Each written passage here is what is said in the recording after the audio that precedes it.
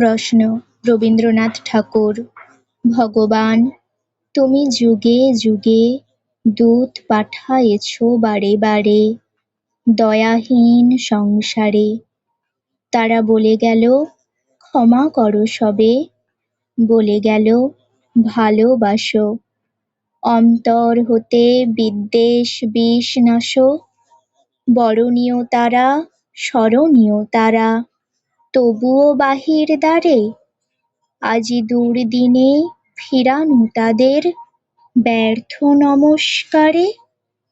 আমি যে দেখেছি গোপন হিংসা কপট রাত্রি ছায়ে হেনেছে নিঃসহায়ে।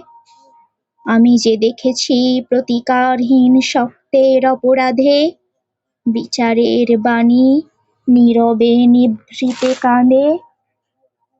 আমি যে দেখুনি তরুণ বালক উন্মাদ হয়ে ছুটে কি যন্ত্রণায় মরেছে পাথরে নিষ্ফল মাথা কুটে। কণ্ঠ আমার রুদ্ধ আজিকে বাঁশি সঙ্গীত হারা। অমাবস্যায় কারা লুপ্ত করেছে আমার ভুবন দুঃস্বপ্নের তলে। তাই তো তোমায় শুধাই অশ্রু জলে, যাহারা তোমার বিষাইছে বায়ু নিভাইছে তব আলো। তুমি কি তাদের ক্ষমা করিয়াছ? তুমি কি বেসেছ ভালো?